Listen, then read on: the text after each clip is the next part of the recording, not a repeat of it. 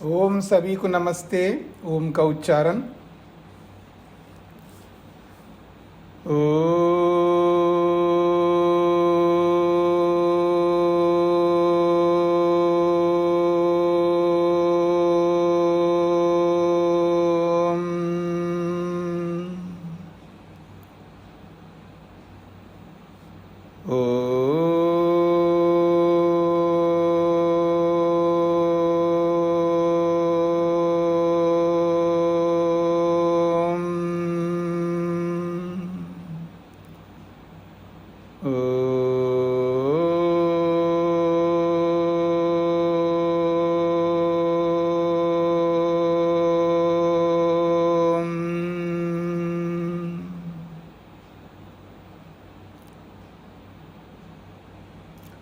न्याय दर्शन के प्रथम अध्याय के प्रथमाहनिक और द्वितीयाहनिक को पूरा किया है, यानी पूरा अध्याय हमने समाप्त किया है। प्रथम अध्याय में हमने इस शास्त्र की प्रवृत्ति क्या है उसको समझने का प्रयत्न किया है। शास्त्र की प्रवृत्ति है कि 16 पदार्थों का नाम बताना, 16 पदार्थों का उद्देश्य, उनका जो नाम है वो प्रस्तुत किया उन्होंने कि इस शास्त्र में 16 पदार्थ हैं और उनके लक्षण भी बताए हैं। तो ये दो प्रवृत्तियों को बताया है इस शास्त्र की। तो तीसरी प्रवृत्ति बची है जिसका नाम है परीक्षा। तब ये शास्त्र पूरा हो जाता है। नाम, लक्षण और परीक्षा के माध्यम से शास्त्र पूर्ण होता है। इस शास्त्र की प्रवृत्ति इन तीनों में है। न्याय दर्शन की जो प्रवृत्ति है ये तीनों में है। 16 पदार्थों का नाम बताना, उनके लक्षण बताना और उन 16 पदार्थों की परीक्षा करना। अब ये जो तीसरा है जिसको हम परीक्षा कह रहे हैं, तो ये जो तीसरी प्रवृत्ति है ये तब हमें समझ में अच्छी तरह आएगी जब हमें लक्षण पता रहें। लक्षणों के माध्यम से ही परीक्षा होती है। तो अब हमें ये समझना है यदि हमारे दिमाग में लक्षण है तो परीक्षा आसानी से समझ में आएगी। लक्षण नहीं है तो परीक्षा समझ में नहीं आ पाएगी। मेरी बातों को समझ रहे हैं आप? नाम तो है 16 पदार्थ, आपको याद हो गई। प्रमाण, प्रमेय, संशय, प्रयोजन, दृष्टांत, सिद्धांत, अवयव, तर्क, निर्णय, वाद, जल्प, वितंडा, हेत्वाभास, छल, जाति और निग्रह स्थान। ये 16 पदार्थ है। ये बड़ा आसान है 16 पदार्थों के नामों को याद रखना, पर इनके लक्षणों को भी दिमाग में रखना होता है। प्रमाण क्या है, प्रमेय क्या है, संशय क्या है, प्रयोजन क्या है, इनके जो लक्षण अर्थात इनकी परिभाषा है। अगर ये दिमाग में रहेंगी परिभाषाएं तो परीक्षा आसान हो जाएगी। बिना लक्षण के, बिना परिभाषा के परीक्षा आप कैसे करेंगे? मेरी बात पर ध्यान दीजिएगा। तो मन में इनकी परिभाषाएं, इनके लक्षण होने चाहिए। आइए अब हम समझने का प्रयत्न करते हैं।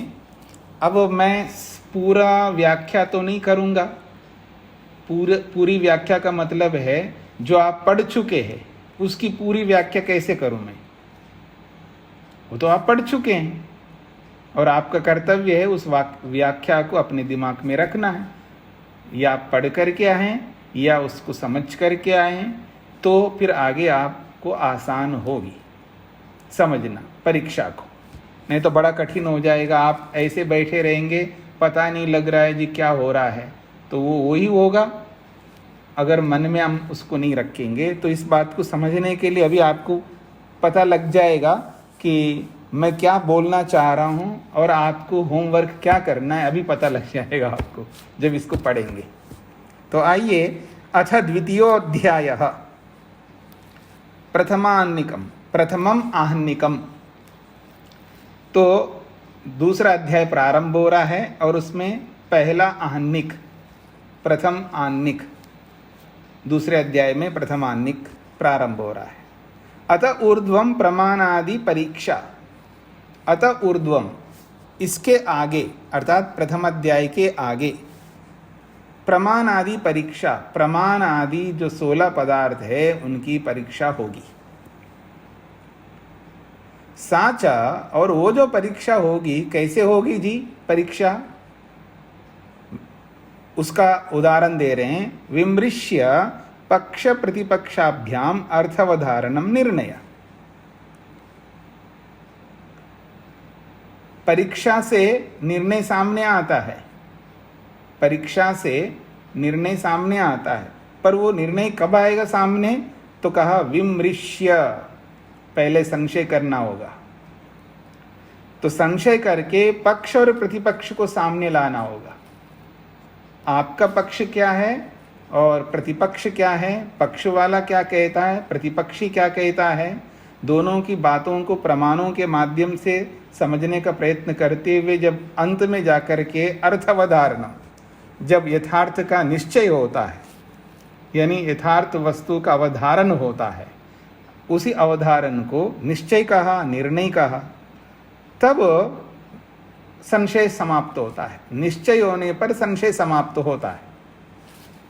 यदि हम निश्चय नहीं कर पा रहे हैं तो संशय बना रहेगा। तो कह रहे हैं साचा, वो जो परीक्षा है वो किस आधार पर होगी परीक्षा, संशय करके पक्ष और प्रतिपक्ष के माध्यम से जब अर्थ का अवधारण करते हैं अर्थात निर्णय होता है, तब जाकर के वो समाधान होता है। यदि ऐसा ही है, इति अग्रे विमर्श एव परीक्षते, जब संशय करके ही परीक्षा होती है, संशय करके ही परीक्षा होती है, तो क्यों ना पहले संशय की परीक्षा की जाए। समझ रहे हैं मेरी बात को, संशय करके ही परीक्षा होती है। प्रमाण की परीक्षा करना हो, प्रमेय की परीक्षा करना हो, जिसकी भी परीक्षा करना हो तो पहले संशय करो, फिर उसके बाद निर्णय होगा। जब ऐसा ही है तो क्यों ना सबसे पहले 16 पदार्थों में संशय की परीक्षा क्यों ना किया जाए।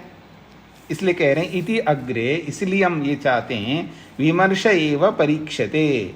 तो सबसे पहले विमर्श का अर्थात संशय का ही परीक्षा करेंगे। इसलिए सबसे पहले परीक्षा में संशय को रख दिया है। संशय परीक्षा प्रकरणम, अब संशय की परीक्षा का प्रकरण प्रारंभ हो रहा है। पूर्व पक्ष, पूर्व पक्ष को स्थापित किया जा रहा है और पूर्व पक्ष को 5 सूत्रों से स्थापित कर रहे हैं। यहां पर याद रखना, पूर्व पक्ष को 5 सूत्रों से, पहला, दूसरा, तीसरा, चौथा, 5 सूत्रों से पूर्व पक्ष को प्रस्तुत किया है और 6ठे सूत्र से सिद्धांत को रखा है। यानी 5 सूत्र यहाँ पर पूर्व पक्ष को रख। पूर्व पक्ष का मतलब है जो खंडन करने वाला है, वो खंडन करता है। क्या खंडन करता है, आपने जो संशय के कारण बताए हो ना, संशय किस कारण से होता है वो बेतुका बोला है आपने, उसे संशय नहीं होता है। क्या समझ रहे हो आप, जैसे संशय थोड़ा होता है, गलत बोला आपने, ये पूर्व पक्ष कह रहा है। आपने संशय, किन कारणों से संशय होता आपने जो बोला है वो सब बिल्कुल बेतुका है, ये पूर्व पक्षी कह रहा है। क्या कह रहा है, समान अनेक धर्म अध्यवसायाद अन्यतर धर्म अध्यवसायाद वा न संशय। मेरे को तो समझ में आ गया, आपको क्या समझ में आया तो आपको पता होगा। ठीक है जी। उसने कहा समान अनेक धर्म अध्यवसायात, संशय के कारण बताए थे वहाँ पर, संशय किन किन कारणों से होता है। वहाँ समान और अनेक धर्मों के कारण से संशय होता है बोला है। तो समान अनेक धर्म अध्यवसायात, समान धर्मों और अनेक धर्मों के अध्यवसाय से, निश्चय से संशय होता है। अध्यवसाय क्या हुआ जी? अध्यवसाय स्वामी जी, वो तो अध्यवसाय आपको बताना है क्या होता है। आप पढ़ चुके हैं। निश्चय नहीं, आप पढ़ चुके हैं, आप बताओ, मेरे से मत पूछना। निश्चय। हाँ, निश्चय ही है। निश्चय। हाँ जी, बिल्कुल निश्चय है। जी जी। तो समान और अनेक धर्मों का अध्यवसाय यानी निश्चय से, और अन्यतर धर्म अध्यवसायात, दोनों में से किसी एक धर्म के निश्चय से। आपने जो संशय होता है बोला है, न संशय, संशय हो ही नहीं सकता। जैसा आपने बोला वो संशय के कारण है ही नहीं। ये पूर्व पक्ष प्रश्नकर्ता कह रहा है। अब समान धर्मों के कारण, अनेक धर्मों के कारण से जो संशय प्रस्तुत किया है, अब वो संशय आपको समझ में आना चाहिए। समान धर्मों से कैसे संशय होता है, अनेक धर्मों से कैसे संशय होता है, पहले आपको समझ में आना चाहिए। समान धर्मों का संशय, अनेक धर्मों का संशय, अगर वो आपके दिमाग में आ जाएगा तो फिर इस प्रश्नकर्ता का प्रश्न भी समझ में आ जाएगा। तो अब आपको क्या करना पड़ेगा जी? संशय के प्रकरण को पढ़ के आना होगा आपको। आपका होमवर्क क्या होगा वो कल। इसके आगे मैं जो भी बताऊंगा आज बताऊंगा, लेकिन आपको तभी दिमाग में आएगा जब आप संशय के प्रकरण को पूरा पढ़ करके आएंगे।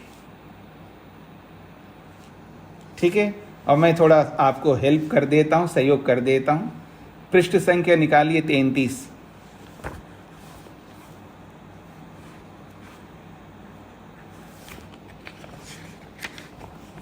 पृष्ठ संख्या 33 निकाला आपने? मैं इतना ही हेल्प कर सकता हूं ना, मैं इतना ही आपको हेल्प कर सकता हूं कि अब पेज नंबर 33 में संशय के कारण बताए गए हैं। समान अनेक धर्मोपपत्ते है उपलब्धि अनुपलब्धि अव्यवस्थातः विशेषापेक्षो विमर्श संशय, ये संशय के कारण बताए यहाँ पर। पकड़ में आ रहा है आप लोगों को? अब इस पूरे सूत्र को, सूत्र के भाष्य को हृदयंगम करके आपको आना है। ये आपका गृह कार्य है। तो यहीं से आपको यहां पर समझ में आ जाएगा या क्या कहना चाहते हैं। तो ठीक है जी, ये आपको समझ में आना है, तभी हम आगे पढ़ेंगे। आज तो आपकी छुट्टी हो गई, बस हो गए आपका। ठीक है जी, आपकी क्लास हो गई, क्योंकि इसके आगे आपको समझ में आना बड़ा मुश्किल हो जाएगा। देखिए, मैंने बोल तो दिया, जैसे समान अनेक धर्म अध्यवसायात, समान धर्म और अनेक धर्मों के निश्चय से, अन्यतर धर्म अध्यवसायात, दोनों में से किसी एक धर्म का निश्चय होने से, न संशय, संशय नहीं होता है। आपने कहा संशय होता है, हम कह रहे हैं नहीं होता है संशय। सूत्रार्थ पूरा हो गया। अब उसी की व्याख्या आगे है, मैं पढ़ करके आपको सुना देता हूं, उसका अर्थ बता देता हूं। समानस्य धर्मस्य अध्यवसाय संशय न धर्म मात्रात्, समान धर्म के अध्यवसाय से संशय होता है, न धर्म मात्र से। धर्म मात्र रहने से, यानी समान धर्म है वहां पर, तो समान धर्म के होने मात्र से संशय नहीं होता है, उनके निश्चय से संशय होता है। ऐसा प्रश्नकर्ता कहना चाह रहा है। अथवा दूसरी बात, समानम अनयो धर्मम उपलभे, समान, दोनों में समान धर्म को उपलब्ध कर रहा है। दोनों में का मतलब, जैसे मैं कहूं ठूंठ और पुरुष, वृक्ष का तना और मनुष्य, दोनों के समान धर्मों को उपलब्ध हो रहा है, उपलब्ध कर रहा है। तो समानम अनयो धर्मम उपलभे, समान धर्मों को उपलब्ध कर रहा है, इतने मात्र से संशय नहीं होगा, ये प्रश्नकर्ता कह रहे हैं। धर्म धर्म ग्रहणे संशय अभाव इति, जब धर्म और धर्मी का ग्रहण हो जाता है तो फिर संशय क्यों रहेगा? आप कह रहे हो संशय होता है। जब धर्म और धर्मी पकड़ में आ जाता है, ये धर्म है और ये धर्मी है, तो फिर संशय नहीं होना चाहिए। तीसरी बात, समान धर्म अध्यवसायाद अर्थांतरभूते धर्मिणी संशयो अनुपन्नः। समान धर्म अध्यवसाय, समान धर्म का निश्चय जब हो जाता है तो फिर संशय क्यों होगा? समान धर्मों का निश्चय जब होता है तो ये पुरुष के धर्म हैं, या यूं कहो ये पुरुष के समान धर्म हैं, ये वृक्ष के तना के जैसे धर्म होते हैं, ये उसके धर्म हैं। ये निश्चय आप कर रहे हो, तो जब निश्चय ही कर रहे हो तो संशय क्यों होगा? धर्मिणी संशय अनुपन्ना, फिर धर्मी वस्तु में संशय क्यों उत्पन्न होगा जब आप निश्चय ही कर रहे हो? एक ओर से आप कह रहे हो निश्चय हो रहा है, फिर आप एक ओर से कह रहे हो संशय हो रहा है। न जातु रूपस्य अर्थांतरभूतस्य अध्यवसायादात् अर्थांतरभूते स्पर्शे संशयाति। उदाहरण देके कहना चाहता है, रूपस्य अर्थांतर, किसी वस्तु के रूप को देख करके, किसी वस्तु के रूप को देख करके किसी दूसरे वस्तु में स्पर्श का संशय थोड़ा होगा आपको। एक वस्तु में आपने रूप को देखा और दूसरे वस्तु में स्पर्श का संशय हो रहा हो, ऐसे कैसे हो सकता? हो नहीं सकता है ना। ऐसे ये बात है, जब समान धर्मों का आपने अध्यवसाय किया है तो संशय होना नहीं चाहिए।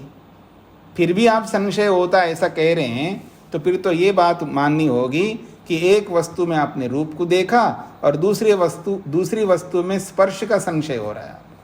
रूप को देख करके दूसरी वस्तु में संशय हो रहा है स्पर्श का, ये नहीं हो सकता। ये एक बात कहिए। अथवा न अध्यवसायात् अर्थावधारणात् अनवधारण ज्ञानम संशय उपपद्यते। कार्यकारणयो सारूप्य अभावादिति। कहते हैं अध्यवसायात्, अध्यवसाय कहते हैं निश्चय को, अध्यवसाय से अर्थ अवधारणात्, अर्थ के अवधारण रूपी निश्चय से अनवधारण ज्ञान जो संशय है वो उत्पन्न नहीं होता, क्योंकि संशय जो है अनवधारण वाला ज्ञान है। अनिश्चित को संशय कहते हैं, और आप संशय कैसे पैदा कर रहे हो? निश्चय से संशय पैदा कर रहे हो। शब्दों को पकड़ने का प्रयत्न करना। एक ओर से निश्चय कर रहे हो, फिर उस निश्चय से संशय में जा रहे हो। निश्चय से संशय में नहीं जा सकते, अनिश्चय से संशय में जा सकते आप, ये प्रश्नकर्ता कहना चाह रहा है। इसलिए कार्यकारण यो सारूप्य अभावात्, कार्यकारण भाव बन ही नहीं सकता आपका। मतलब अध्यवसाय और अनध्यवसाय, अध्यवसाय का मतलब निर्णय होता है। निर्णय करके संशय में नहीं जाता कोई व्यक्ति, अनिर्णय होने पर संशय में जाता है। आप एक ओर से निर्णय कर रहे हो और दूसरी ओर से संशय में उसको प्रस्तुत कर रहे हो। निर्णय करके संशय में कैसे जा सकते हैं? निर्णय अलग है और संशय अलग है, दोनों के बीच में कार्यकारण भाव नहीं है। ये एक बात कहिए। तो जब समान धर्मों में ऐसा है तो फिर कह रहे हैं एतेना, इस समान धर्मों के संशय को लेकर के जो आपने बोला था उसमें वास्तव में संशय नहीं हो सकता। उसी प्रकार से अनेक धर्म अध्यवसायादिति व्याख्यातम, और अनेक धर्मों के अध्यवसाय से भी संशय नहीं हो सकता। अन्यतर धर्म अध्यवसायाच्च संशयो न भवति। अन्यतर धर्म अध्यवसाय, दोनों में से किसी एक का जब निर्णय होता है उससे संशय नहीं होता है। ततो ही अन्यतर अवधारणमेव, उससे तो निश्चय हो रहा है, और उस निश्चय को संशय में आप बदल रहे हो, ये आपका कथन उचित नहीं है।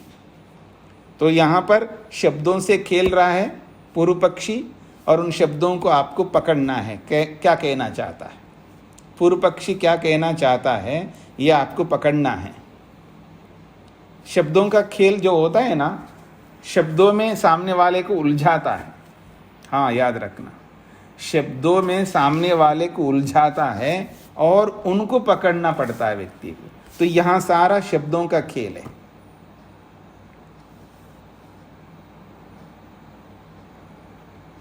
मैं एक उदाहरण दे देता हूं, आपको थोड़ा हेल्प मिलेगा शब्दों का खेल कैसा होता है। मैं कहूंगा कि वेद प्रिया जी, आप देर से आते हो रोज, ये उचित नहीं है, गलत बात है, आप ऐसा मत किया करें। ऐसा अध्यापक ने उनको बोला।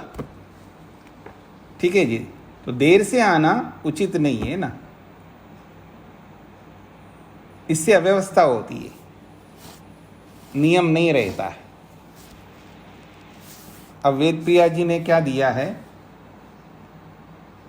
मैं अव्यवस्था थोड़ा कर रही हूं, मैं तो व्यवस्था ही कर रही हूं। मैं देर से जो आ रही हूं, रोज देर से आ रही हूं, वो व्यवस्थित आ रही हूं, रोज 5 मिनट देर से आ रही हूं, तो रोज 5 मिनट ही तो देर से आ रही हूं ना, वो व्यवस्था ही है ना।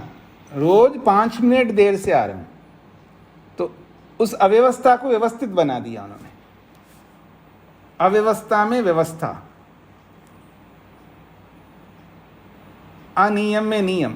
आप नियम का पालन नहीं कर रहे हैं, तो नियम का पालन ना करने में भी नियम है ना मेरा। देर से 5 मिनट रोज देर से आ रही है, तो वो नियम पूर्वक आ रही है, रोज 5 मिनट देर से आ रही है, तो वो व्यवस्था हो गई ना। अव्यवस्था कहां से होगी? कुछ पकड़ में आ रहा है आप लोगों को? ये शब्दों में खेला जा रहा है। अब इन शब्दों को आपको पकड़ना है कि गलत क्या हो रहा है, गलती कहां हो रही है, ये पकड़ना होता है। अभी आपको पकड़ में शायद कुछ लोगों को आया होगा, कुछ लोगों को नहीं आया होगा। तो इस तरह ये शब्दों में खेला जा रहा है, इन शब्दों को पकड़ना है। बस इसमें संशय अगर आपको समझ में आ जाएगा तो आगे बहुत सरल हो जाएगा। संशय का प्रकरण वास्तव में संशयात्मक है, तो इसलिए इसको थोड़ा समझने का प्रयत्न करिएगा। तो मैं आपके सामने जो बातें रखी है इस पर ध्यान दीजिएगा। पिछले 33वें पृष्ठ में जो संशय का प्रसंग है उसको पूरा अच्छी तरह समझ करके आइएगा। तो अभी मैंने उदाहरण जो दिया वेद प्रिया जी का, ये आप लोगों को शब्दों का खेल समझ में आ रहा है जी? अनियम में नियम, आप नियम का पालन नहीं कर रहे हो, तो नियम का पालन ना करना भी नियमित रूप से कर रहा है व्यक्ति। मेरी बात पकड़ में आ रहा है? नियम का पालन ना करने में भी नियमित है व्यक्ति, तो ये अनियम कहां हुआ? नियम ही तो है। मैं नियम पूर्वक 5 मिनट देर से आ रही हूं, इसमें अव्यवस्था क्या है? मैं व्यवस्थित आ रही हूं, उसको व्यवस्था बना दी, अव्यवस्था को व्यवस्था बना दिया उन्होंने। अब इसका खंडन आपको करना है, क्या गलती हो रही है। तो इसी तरह ये शब्दों का खेल है और इन शब्दों के खेलों को हमें पकड़ना पड़ेगा। तो ऐसा ही संशय के बारे में है। तो पहले आप संशय को पढ़ के आइएगा, तो फिर हम इसको कल समझने का प्रयत्न करेंगे, क्योंकि आपके दिमाग में संशय क्या है वो सामने आ जाएगा दोबारा, फिर इसको समझने में सरलता रहेगी। अब थोड़ी सी परीक्षा कर लेते हैं आपकी। पीछे का एक अध्याय आपने पूरा कर लिया है।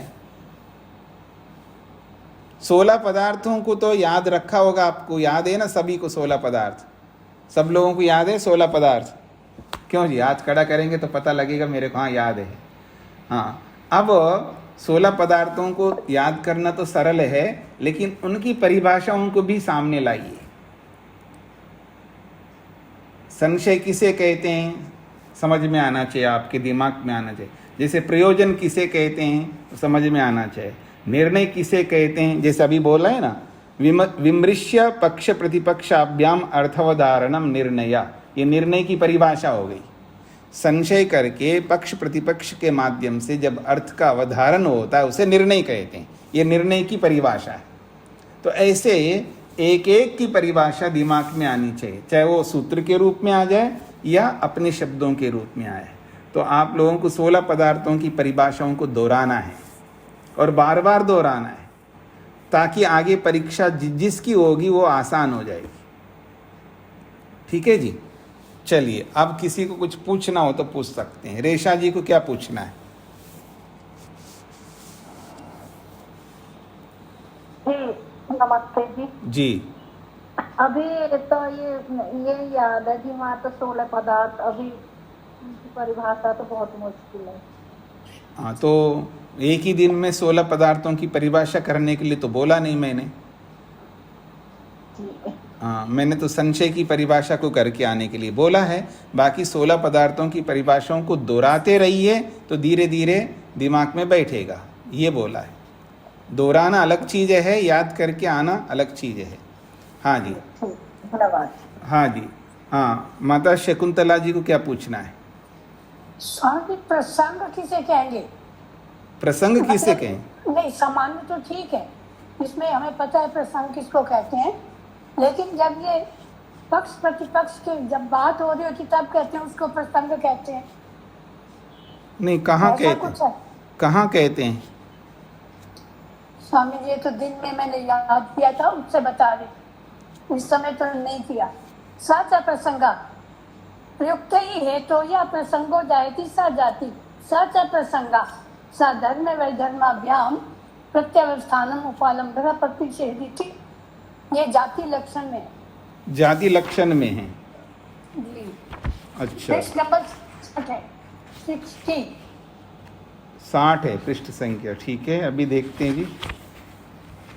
हाँ जी, प्रयुक्ते ही हेतु यह प्रसंगो जायते स जाति ही। तो ये प्रसंग का अर्थ क्या है ये पूछ रहे हैं ना। जब प्रतिज्ञा करता है व्यक्ति, फिर उसके बाद हेतु देता है और हेतु दे करके फिर उदाहरण देता है। जी। ठीक है, अब उसके बाद जब प्रतिपक्षी बोलने का प्रारंभ करता है कि उसका खंडन करता है ना, उसका खंडन करता है, जब पक्षी के द्वारा साध्यर्म से हेतु दिया है तो वो वैधर्म से अपना खंडन करने का पक्ष प्रारंभ करता है, वो है प्रसंग। जैसे खंडन करना प्रारंभ करना ही प्रसंग है। जी। हेतु प्रयुक्ते या प्रसंगो जायते, हेतु के प्रयोग करने पर जो खंडन करने का खंडन करने की प्रक्रिया जब स्टार्ट हो जाती है उसको प्रसंग कहते हैं। मैं लिख लूं? जी आप जी। अगर बोलेंगे। हेतु के प्रयोग करने पर खंडन करने की प्रक्रिया जब प्रारंभ होती है उसको प्रसंग कहते हैं। एक सेकंड स्वामी जी, हेतु के एक सेकंड, हेतु के प्रयोग हो जाने पर, यानी हेतु देने के बाद, ऐसा लिख सकते, वक्ता के द्वारा हेतु देने के बाद, वक्ता के द्वारा हेतु देने के बाद जी। प्रतिवादी के द्वारा,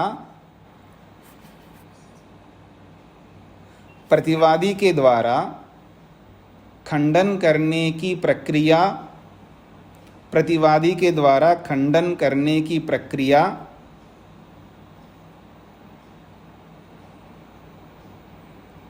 प्रारंभ होती है, उसे प्रसंग कहते हैं।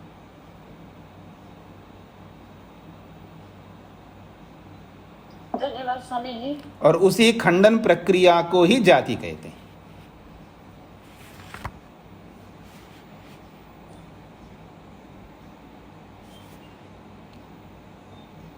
जी हाँ, माता जया बहन जी को क्या पूछना है? नमस्ते स्वामी जी। जी, स्वामी जी, मैं अध्यवसाय, अध्यवसाय का अर्थ संशय है ना? नहीं, अध्यवसाय का अर्थ संशय नहीं है, विमर्श का अर्थ संशय है। अध्यवसाय का अर्थ होता है निर्णय। अध्यवसाय का मतलब होता है निर्णय, डिसीजन। डिसीजन को अध्यवसाय कहते हैं। जी हाँ जी, तेज नारायण जी को क्या पूछना है? स्वामी जी।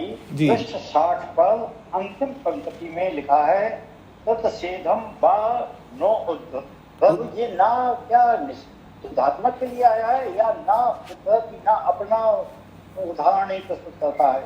हाँ, वो कह रहे हैं प्रतिषेधम व न उद्धरति, अपना जो पक्ष है उसको रखता नहीं है। जी, धन्यवाद। हाँ, प्रतिषेधम न उद्धरति का मतलब है अपने पक्ष को रखता, सामने वाले का खंडन नहीं कर रहा है। और प्रतिषेधम का मतलब है अपने पक्ष को न उद्धरति, नहीं रखता है, अपना पक्ष रखना नहीं, अपना पक्ष रखना नहीं, सामने वाले का खंडन करना नहीं, बस चुप रहना है। ये है अप्रतिपत्ति। जी हाँ जी, पूछिएगा, जिन जिन को जो पूछना है आप आज पूछ सकते हैं, हमारे पास पर्याप्त समय है। और जिनको किसी को नहीं पूछना है तो बड़ा अच्छा है कि इसको विराम दे देते हैं, आप तैयारी करके आ जाएं, फिर उसके बाद पढ़ेंगे। हाँ, सविता जी को क्या पूछना है? स्वामी जी नमस्ते। स्वामी जी, उपपत्ति का क्या अर्थ होता है? सिद्धि। उपपत्ति का अर्थ है सिद्धि। उपपत्ति का अर्थ क्या है स्वामी जी? सिद्धि। सिद्धि या उपलब्धि? वो प्रसंग के अनुसार उपलब्धि भी कह सकते हो, सिद्धि भी कह सकते हो।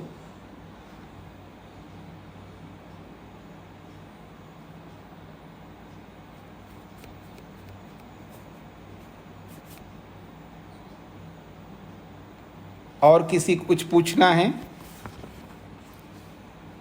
या पूरे अध्याय के विषय में कहीं पर भी आपको कोई संशय है या कोई बात पकड़ में नहीं है तो उसके बारे में भी पूछ सकते हैं। पीछे के पूरे अध्याय में किसी को जो भी पूछना। मोहनलाल जी को क्या पूछना है? स्वामी जी नमस्ते। जी स्वामी जी, जब अपना पक्ष रखना नहीं और दूसरे का खंडन करना तो इसे वितंडा नहीं कहेंगे? नहीं नहीं, अपने पक्ष को रखना और दूसरे का खंडन करना, इसको वितंडा नहीं कहते हैं। अपने पक्ष को रखना नहीं, दूसरे का खंडन नहीं करना। यहाँ जो बात आई थी निग्रह स्थान की बात आई थी। निग्रह स्थान में, निग्रह स्थान किसको कहते हैं? तो दो बातें कही, विप्रतिपत्ति को निग्रह स्थान कहते हैं और अप्रतिपत्ति को निग्रह स्थान कहते हैं। तो अप्रतिपत्ति किसे कहते हैं उसकी व्याख्या उन्होंने की है कि चुप रहना। अब चुप जब व्यक्ति रहता है तो उसमें कर क्या रहा होता है? ना तो अपने पक्ष रख रहा है और ना दूसरे का खंडन कर रहा है। आपने जो बोला है, आपके बोली में कोई कमी है वो नहीं दिखा रहा हूँ मैं, अर्थात आपका खंडन नहीं कर रहा हूँ, और मैं क्या मानता हूँ वो भी नहीं बोल रहा हूँ, चुप होकर बैठा हूँ। और सामने वाला बार बार पूछा, हाँ जी उत्तर दीजिए, उत्तर क्या देगा वो? उसके पास कुछ है ही नहीं है। यही निग्रह स्थान माना जाता है, ये बात है। और आपका प्रश्न है कि अपने पक्ष को रखना और सामने वाले के खंडन करना, ये वाद में भी जाएगा, जल्प में भी जाएगा और वितंडा में भी जा सकता है। लेकिन वो आपका उद्देश्य समझ में आ जाए तब पता लगेगा आप किस उद्देश्य से आप अपने पक्ष की स्थापना कर रहे हैं और सामने वाले के खंडन कर रहे हैं। क्योंकि तीनों में, जब तीनों की परिभाषाएं की है ना वहाँ पर, वाद, जल्प और वितंडा, वो पक्ष प्रतिपक्ष को लेकर के सारी बातें उसमें लागू की है। जी हाँ, मधु जी को क्या पूछना है? जी स्वामी नमस्ते। ये जो कहा अपना पक्ष नहीं और सामने वाले का खंडन नहीं कर रहे, तो वो तो सम्मिलित ही नहीं हुआ ना बाद में नहीं, वाद तो की कोई डिस्कशन ही नहीं में बीच में है ही नहीं, अगर ऐसा है तो। नहीं, वाद में भी कई बार ऐसा होता है, वो गलती से वाद करते करते जब वो व्यक्ति उत्तर देने में असमर्थ होता है, मैं आपके सारे पक्ष को खंडित कर दिया या आपने मेरे पक्ष को सारा खंडित कर दिया, अब उत्तर मेरे से नहीं बन पा रहा है, कोई उत्तर ही नहीं बन पा रहा है, ना तो आपके प्रस्तुत पक्ष को खंडन कर पा रहा हूँ ना अपने पक्ष को रख पा रहा हूँ, तो भी चुप रह सकता है ना व्यक्ति। वो तो सरेंडर हो गया ना फिर। हाँ, तो उसी को निग्रह स्थान कहते हैं ना। निग्रह स्थान का मतलब हार जाना, बस वो।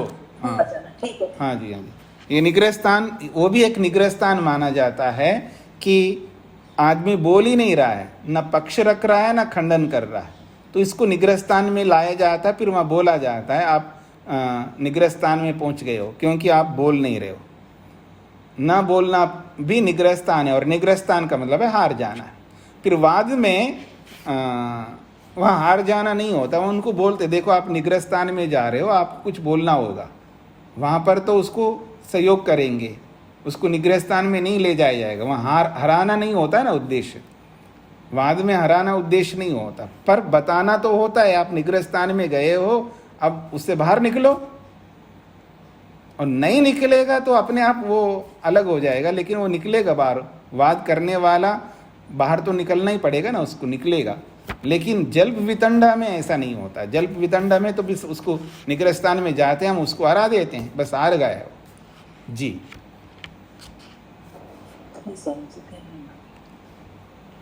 हाँ जी, और किसी को?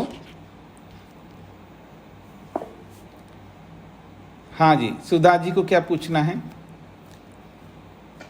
स्वामी जी, वाद जल्प और वितंडा को कथा कहते हैं जी। तो स्वामी जी, वाद तो बहुत स्वच्छ प्रक्रिया होती है तत्व को जानने के लिए, तो और जल्प और वितंडा से उत्कृष्ट कोटि की है, तो ये तीनों को एक ही शब्द से, कथा शब्द से क्यों अभिहित किया है? नहीं, मतलब कथा में तीनों ही कथाएं हैं, उसकी संज्ञा नाम रख दिया है। नाम तो रख सकते हैं ना, उसमें क्या दिक्कत है। मतलब वाद को भी कथा कहा है, जल्प को भी कहा है, वितंडा को भी कहा है। कथा का मतलब है 3 प्रकार की कथा होती है, वाद के रूप में, जल्प के रूप में और वितंडा के रूप में, ऐसा। और उत्कृष्ट निकृष्ट तो फिर उसकी व्याख्या हो गई उन कथाओं की व्याख्या हो गई उत्कृष्ट निकृष्ट। तो उसमें सर्वोत्कृष्ट वाद होता है, उसके बाद जल्प होता है, उसके बाद वितंडा होता है। धन्यवाद। हाँ जी, रेशा जी को क्या पूछना है?